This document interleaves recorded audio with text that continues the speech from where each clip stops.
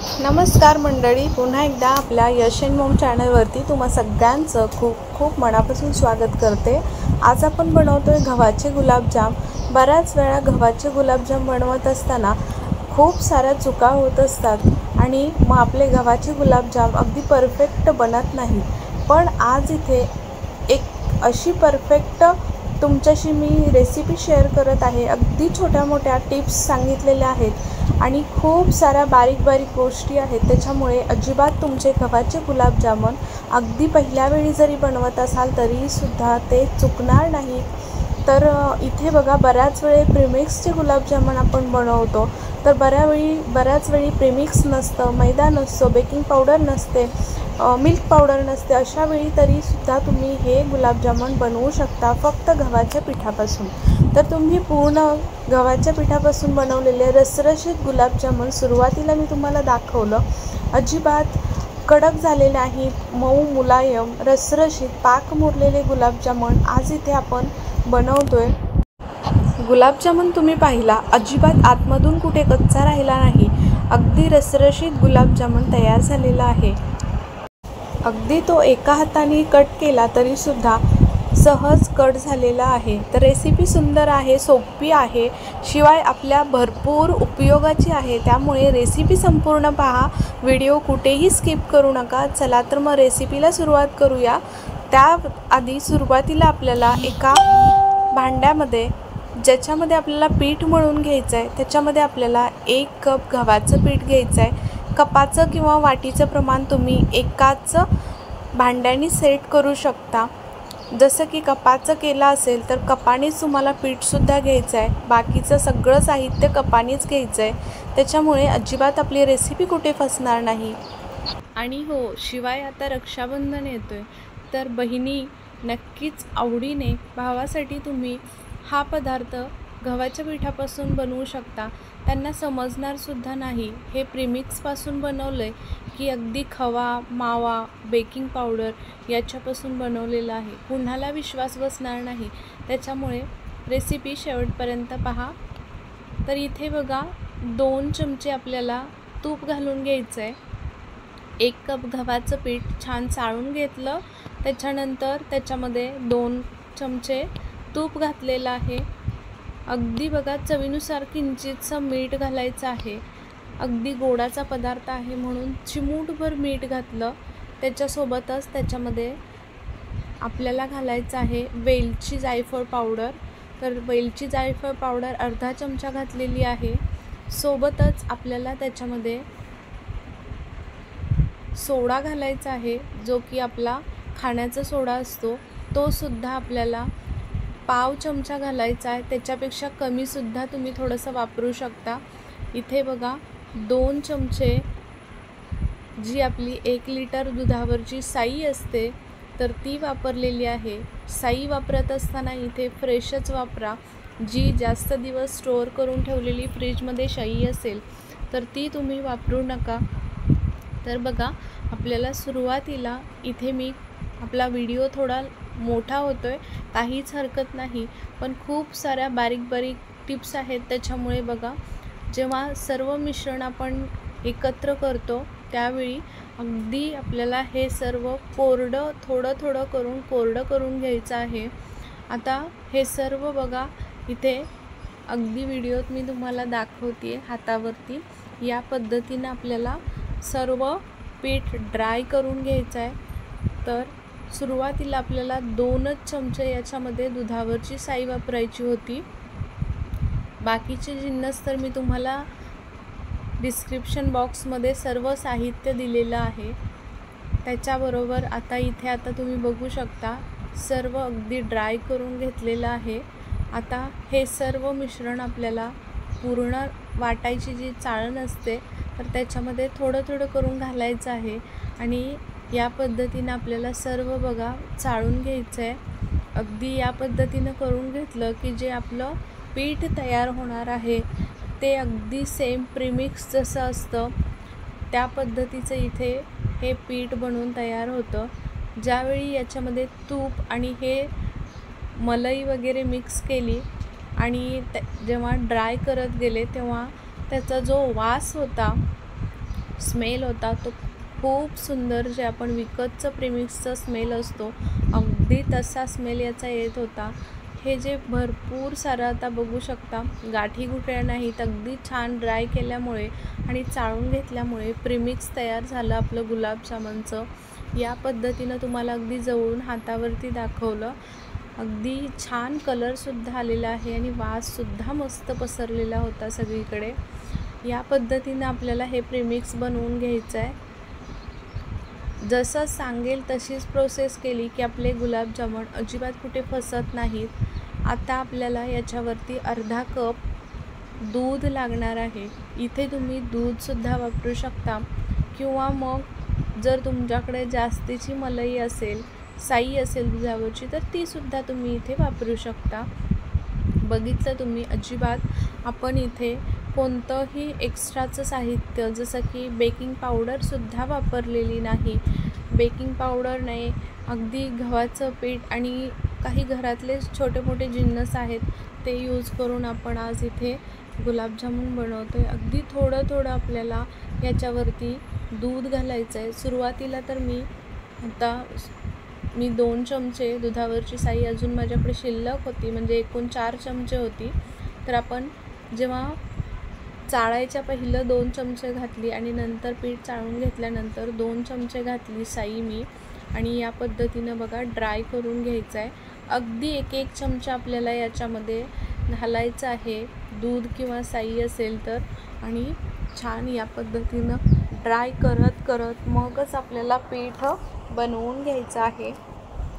एकदम आपल्याला इथे जसं की आपण गव्हाचं पीठ वगैरे कोणतंही पीठ मळत असतो त्या पद्धतीनं आपल्याला एकदम याच्यामध्ये घालायचं नाही दूध. इथे दाखवते व्हिडिओमध्ये थोडंसं टाईम लागतो, पण जे मिश्रण तयार होतं ते अगदी मऊ मुलायम मिश्रण तयार व्हायला पाहिजे, अजिबात कठीण व्हायला नको.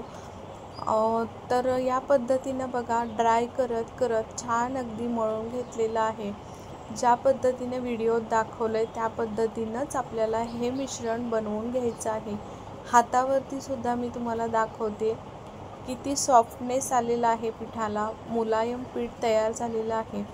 तर या पद्धतीनं पीठ तयार करून घ्यायचं आणि त्याच्यानंतर बघा एक गोळा काढून बघायचं की अगदी परफेक्ट गोळा बनतोय का, कुठे क्रॅक तर जात नाहीत ना. तर या पद्धतीनं बघा अगदी गोळासुद्धा मळून बघितला, कुठेही अजिबात क्रॅक जात नाहीत, म्हणजे परफेक्ट आपलं इथे पीठ बनवून तयार आहे गुलाबजामुनचं. साईडला झाकून ठेवलं. नंतर आपल्याला एक पसरट भांडं घ्यायचं आहे ज्याच्यामध्ये आपल्याला पाक करू शकतो आपण, किंवा मग पसरट कढई अशा पद्धतीची घ्यायची जेणेकरून अगदी आपले गुलाबजामुनसुद्धा त्याच्यामध्ये एकसाथ सगळे बसले पाहिजेत.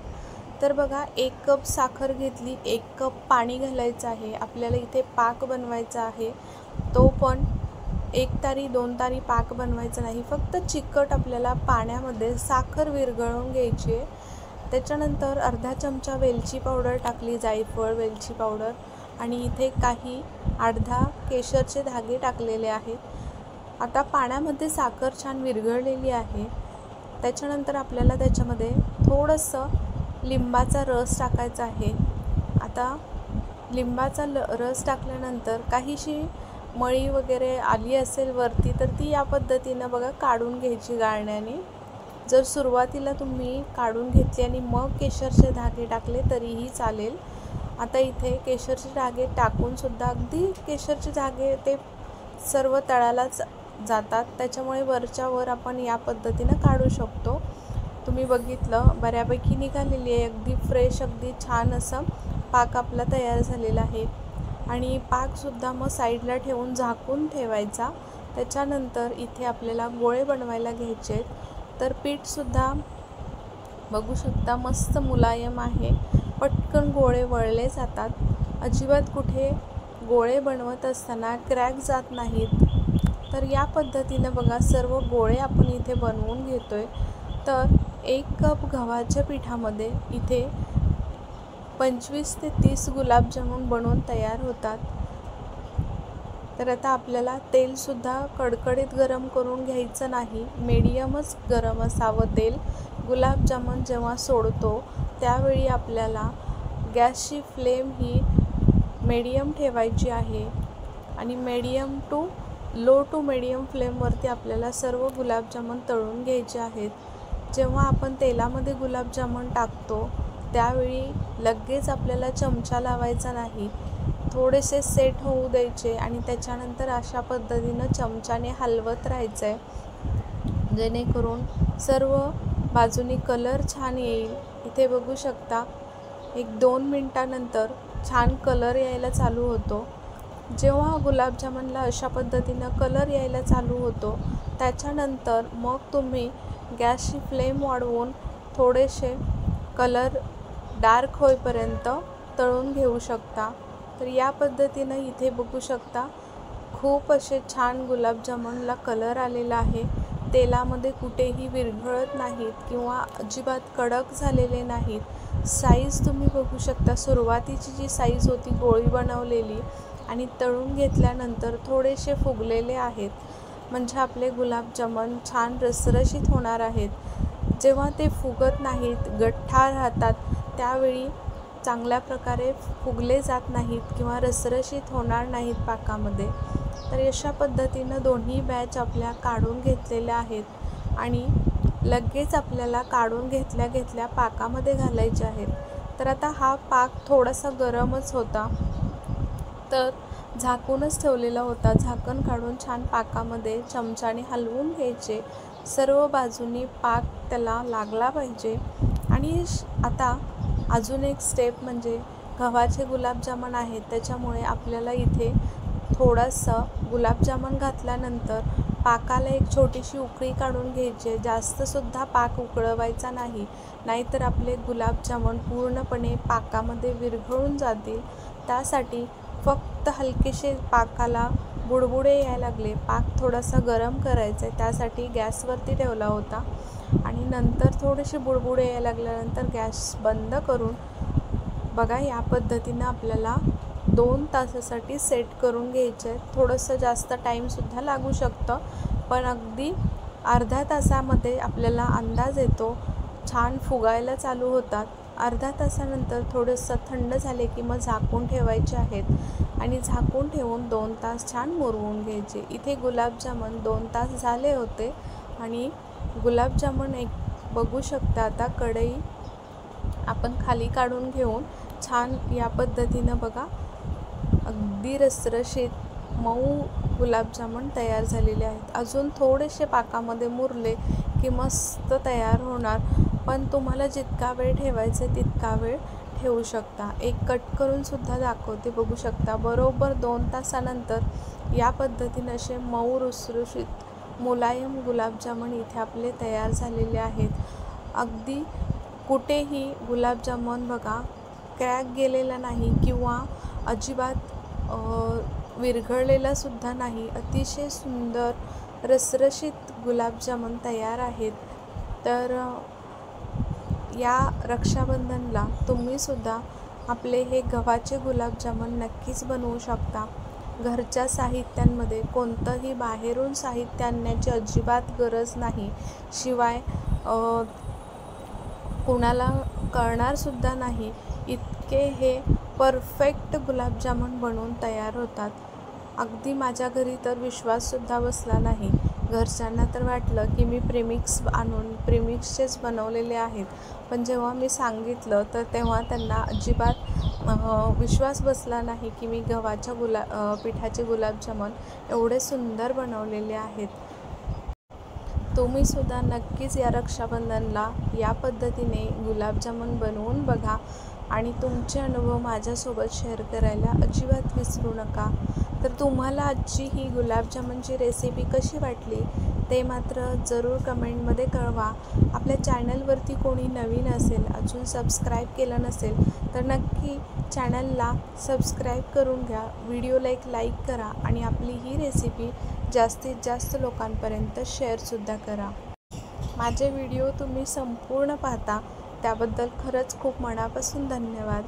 चला उद्या पुन्हा भेटू अशा छान रेसिपीसोबत. तोपर्यंत बाय बाय.